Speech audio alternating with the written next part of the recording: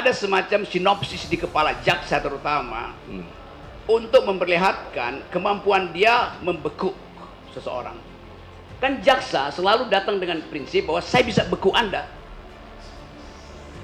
Hakim datang dengan prinsip saya bisa menegakkan keadilan. Pengacara datang dengan prinsip saya bisa membebaskan terdakwa. Jadi kalau itu sama argumennya, nggak ada soal, pengadilan bisa buktikan. Tapi yang terjadi sekarang, sistem pengadilan kita, di dalamnya ada jaksa, ada pengacara, ada polisi. Yang terjadi adalah penghukuman, bukan pengadilan. Pengadilan mulai dengan narasi, diskors. Kita bahas sama-sama, the thing called hoax tadi apa itu? Hate speech itu apa? Tetapi karena mau efisien, maka Anda langsung buka KUHP aja.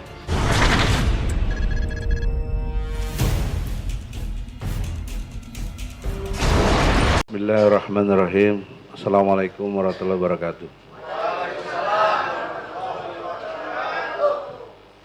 Brother Rocky Gerung yang banyak dicintai orang, insya Allah. Mudah-mudahan.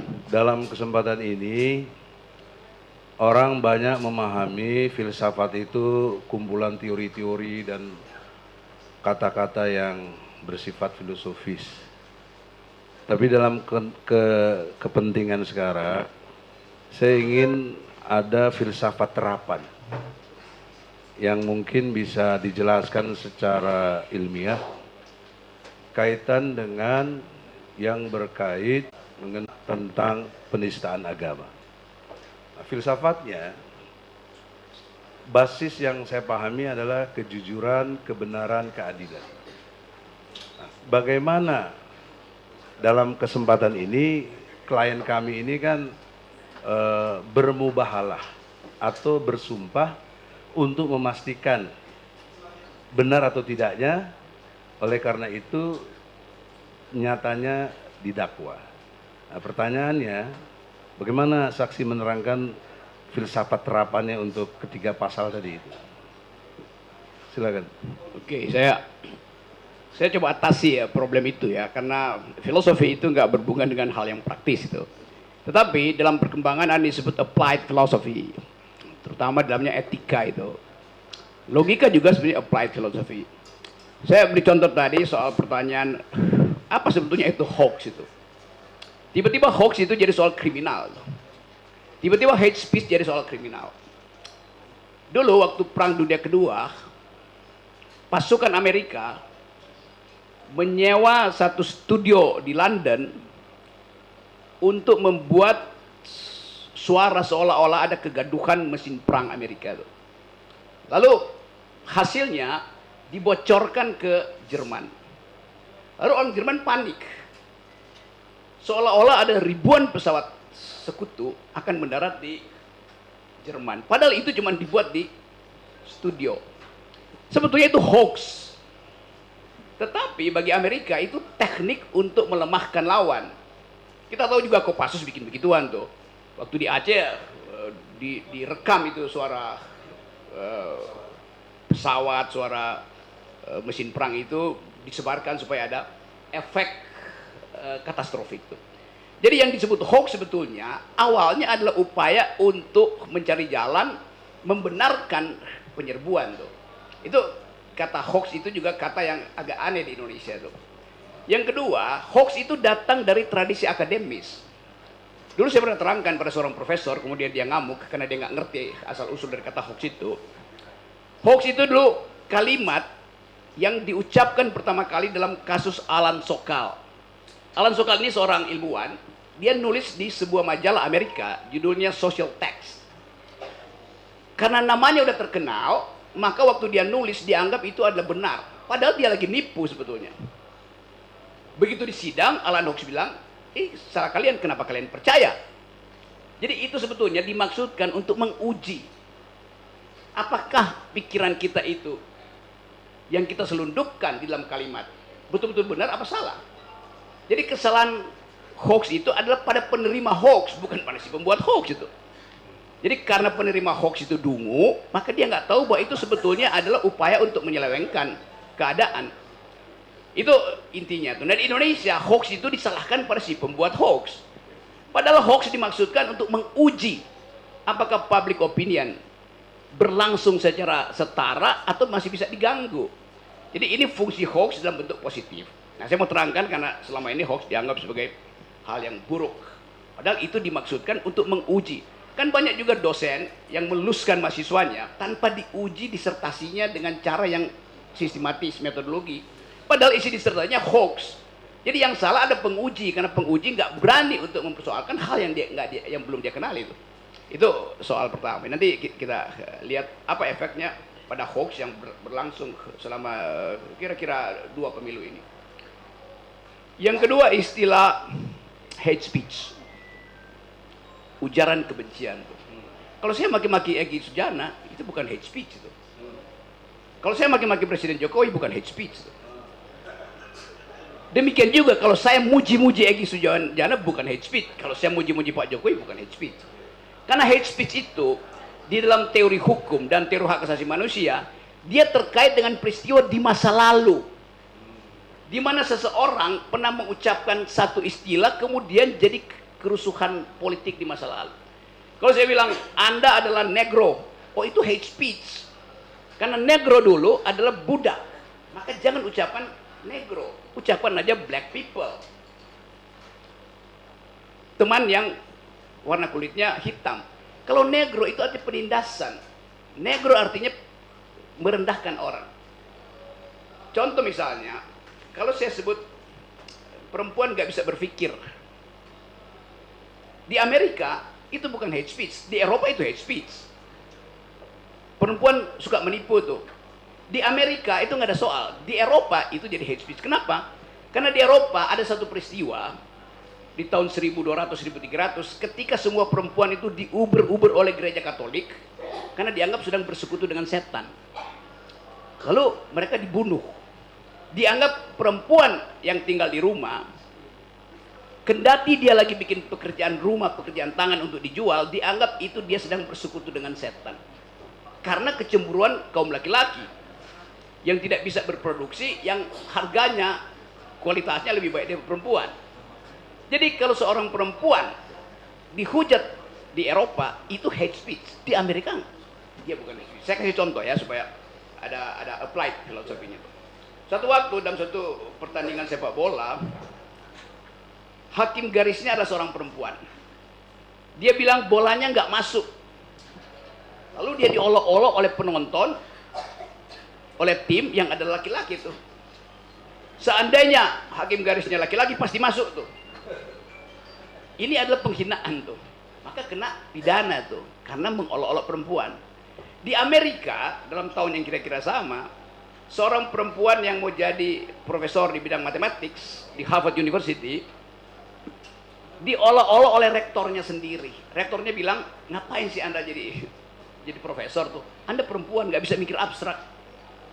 Itu bukan hate speech. Tetapi kalangan feminis Amerika kemudian membuli si profesor ini, namanya Lawrence Summers, bekas Menteri Keuangan Bill Clinton yang kemudian jadi rektor Harvard, ijazahnya pasti asli. Dia bilang begini nih, saya tahu saya berbuat salah, karena itu walaupun tidak ada hukum, saya menghukum diri saya sendiri. Rektornya mengundurkan diri itu, karena dia salah secara etis, bukan salah secara pidana. Jadi kita lihat satu istilah yang di kita dianggap hate speech, sebetulnya salah pengertian, genealoginya keliru tuh. Nah saya nggak ngerti kenapa pembuat undang-undang nggak baca the thing called hate speech. Nggak ada semacam naskah akademis untuk memperlihatkan bahwa tidak semua hal itu hate speech. Hanya bila hal itu pernah ada di masa lalu dan menimbulkan kerugian di masa lalu dan diulangi sekarang, itu namanya hate speech. Saya kira itu awalnya. Ya, penajamannya begini, dalam konteks bukan hoax tadi, karena hoax itu dari si penerima tadi. Nah, pertanyaan seriusnya, ini sudah dituduh hoax.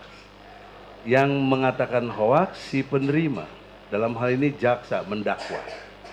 Apakah ini tepat secara keilmuan filsafat yang Anda terangkan tadi? Saya terangkan tadi, genealogi dari hoax fungsinya untuk memancing kebenaran aslinya apa gitu. Jadi hoax sengaja disebarkan untuk tahu yang benar apa kalau begitu. Kalau misalnya saya nggak bisa akses apa yang diucapkan oleh Pak Mahfud hari ini, bahwa ada 300 triliun uang beredar di Menteri Keuangan. Menteri Keuangan. Saya bilang, Anda hoax loh, Pak Mahfud. Terus dia bilang, buktikan. Saya nggak bisa akses itu. Yang punya akses cuma Pak Mahfud. Kan itu soalnya kan. Jadi ada bahaya juga kalau nanti Pak Mahfud bilang, oke nanti saya buktikan bahwa itu nggak hoax. Sama juga, kalau saya bikin hoax, saya akan buktikan. Saya bisa buktikan, tapi butuh waktu kan. Jadi poin saya, hoax itu diajukan untuk memancing perdebatan sebetulnya, bukan untuk menghina. Karena itu Pak Mahfud dalam kasus ini, walaupun itu kita anggap hoax, tapi kita anggap oke, dia jadi whistleblower lah, kira-kira begitu kan. Ya, kepastian pikiran yang saya inginkan adalah ini sudah menjadi dakwaan, bahkan sudah dipenjara. Oke. Padahal itu untuk memancing perdebatan, muncul kebenaran, tapi faktanya justru dipenjara. Ya, Kesalahan apa dalam berpikir di sini? salahnya nggak ada orang yang mau berdebat tentang hal yang lagi dipertengkarkan, lalu dituduh aja itu hoax. Kenapa dituduh hoax? Mumpung ada pidananya kan? Kan lebih efisien duduk hoax daripada bercakap-cakap. Tapi buat kita problem serius karena mencelakakan orang. Buat saya juga itu problem serius. Di universitas itu problem serius. Ya.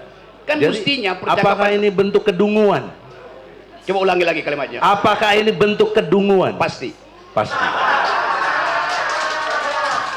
Yang Tenang, kedua, tenang. tentang kebencian. Kalau kebencian dan juga sekaligus penistaan agama, Gus Nur ini ulama. Di penjara dicintai, suruh khotbah Jumat dan segala macam. Antara realita dengan tuduhan tidak nyambung. Bagaimana menerangkan filosofisnya? Tentu ada semacam sinopsis di kepala jaksa terutama untuk memperlihatkan kemampuan dia membekuk seseorang. Kan jaksa selalu datang dengan prinsip bahwa saya bisa beku Anda. Hakim datang dengan prinsip saya bisa menegakkan keadilan. Pengacara datang dengan prinsip saya bisa membebaskan terdakwa. Jadi kalau itu sama argumennya, nggak ada soal, pengadilan bisa buktikan. Tapi yang terjadi sekarang, sistem pengadilan kita di dalamnya ada jaksa, ada pengacara, ada polisi. Yang terjadi adalah penghukuman, bukan pengadilan. Pengadilan mulai dengan narasi, diskors. Kita bahas sama-sama the thing called hoax tadi apa itu? Hate speech itu apa? Tetapi karena mau efisien, maka Anda langsung buka KUHP aja. Padahal sebetulnya hal yang bisa dibicarakan secara demokratis nggak perlu KUHP. KUHP itu adalah final atau solusi terakhir lah. Kalau masih bisa bercakap-cakap buat apa? Kita lagi masuk dalam restoratif justice, di mana percakapan lebih penting daripada penghukuman. Kan future law kita, apa bahasa latinnya itu, ius constituendum, kita adalah menuju ke situ. Jadi seharusnya ada percakapan, dan kita tahu kalau saya terangin di filsafat politik, semakin banyak ada KUHP, artinya semakin kurang demokrasi itu. Kalau saya bisa bercakap-cakap dengan tetangga saya untuk sekedar oke, daun mangga Anda ada di tempat saya, oke, saya buang ya, tapi saya bisa ambil dong mangga sedikit di situ kan enak kan? Bukan langsung keluar dengan KUHP, Anda mencemari halaman saya, maka saya bawa Anda ke ruang sidang. Itu berhenti persahabatan antar warga negara tuh. Apalagi ini soal publik yang seharusnya dipercakapkan aja kan, atau paling nggak bikin seminar lah supaya jelas, nggak usah dibawa dalam pengadilan itu. Saya usulkan itu ya. Ya, kemudian kenyataannya yang seharusnya tidak masuk ruang pengadilan hari ini masuk. Padahal juga sudah kita buktikan 22 orang saksi, 5 ahli, 17 fakta. Semua tidak ada yang pernah lihat ijazah asli Jokowi. Ini kaitan dengan ijazah soalnya. Maka pertanyaan seriusnya, kok jadi bertele-tele gitu loh. Kan harusnya kalau mengacu kepada 143 dari dakwaan harus cermat, jelas dan lengkap. Ini kan nggak ada ijazah aslinya kan berarti tidak jelas. Maka ada klausul harusnya ini kasus batal demi hukum. Tapi kenapa terus berlanjut? Fenomena apa? Psikologi, hak asasi manusia dan lain sebagainya Anda bisa mengerti? Untuk jelaskan ini. Coba saya terangkan dulu ya. Saya mau terangkan soal ijazah, padahal saya nggak punya ijazah tuh. Saya nggak punya ijazah. Tapi saya mengajar dari S1 sampai S3 tuh. Nggak ada yang persoalkan itu. Karena ada kepercayaan bahwa saya punya pengetahuan. UI minta saya mengajar dari S1 sampai S3 tuh. Satu waktu tanya, Pak Rocky mana ijazah Anda? Anda yang undang saya, kenapa Anda tanya ijazah saya tuh? Kecuali saya mendaftar, oke saya tunjukkan. Anda yang perlu. Tapi ini soal administrasi. Nah itu masalahnya, soal administrasi. Kalau administrasi, silahkan cari file saya. Kan Anda yang keluarin, mestinya ada file Anda. Kalau ijazah saya robek, bagaimana coba?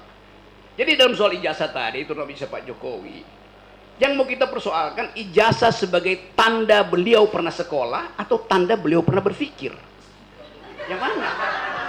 Ya pasti tanda beliau pernah sekolah. Iya, kalau karena pernah ini, berpikir saya nggak yakin dia pernah karena berpikir. itu yang kita persoalkan. Cuma maksud saya begini, brother. Untuk konteks ijazah ini diperlukan ketika mendaftar capres. Ya itu sebabnya saya sebut administrasinya diperlukan. Tapi sebetulnya kan yang nggak Dan berkonsekuensi logis hukum. Ya kan itu. Bagaimana menerangkannya? Ya. Sampai hari ini tidak terbukti. Sekarang, kalau itu soal administrasi, palsu atau tidak palsu dibuktikan di mana? Pada tanda tangan, pada nilai, itu bisa dipalsukan. Yang paling bagus buktikan bahwa kimia dari surat aslinya itu beda dengan kimia kertas yang dipegang Pak Jokowi. Ya bikin aja pembuktian forensik kan. Yeah. Kan ijazah itu ada kertas khususnya tuh.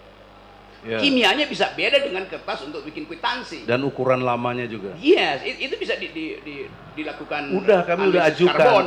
Mana bukti forensik ijazah asli Jokowi? Atau setidaknya Jokowi datangkan ijazah aslinya ke sini. Oke, itu poin satu ya. Poin kedua, ya Pak Jokowi juga bisa abaikan lah itu. Ngapain sih tanya-tanya tuh?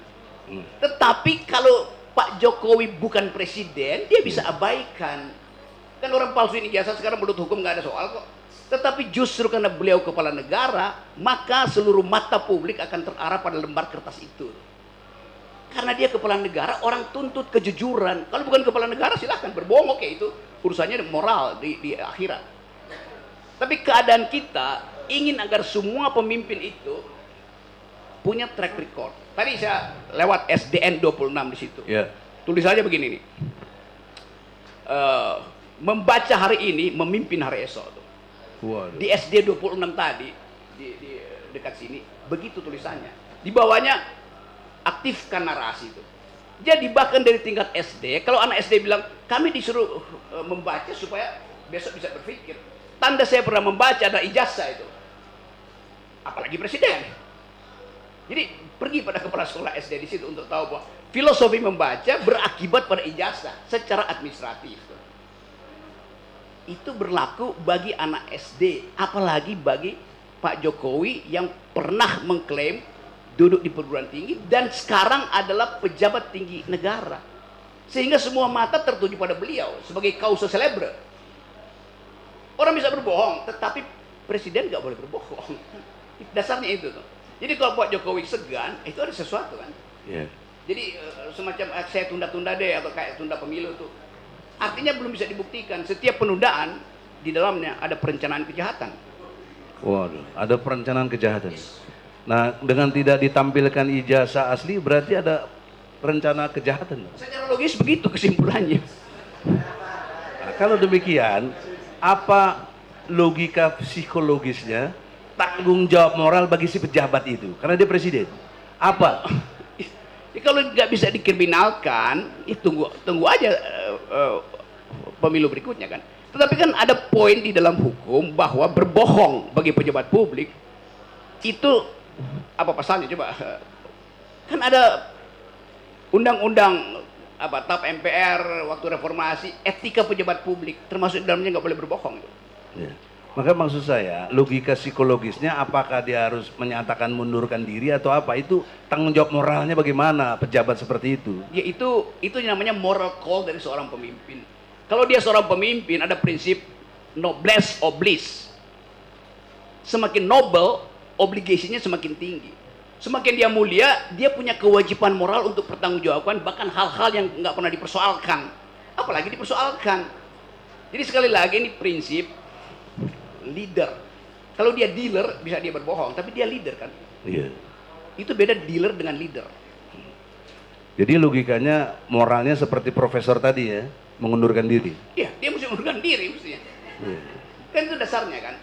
Lalu orang tanya kenapa mengundurkan diri? Ya karena ijazahnya palsu, kan gampang. Tapi faktanya nggak pernah ada pernyataan mengundurkan diri, bagaimana Ya menilai? itu artinya kemampuan untuk menjadi pandito ratu itu belum nyampe.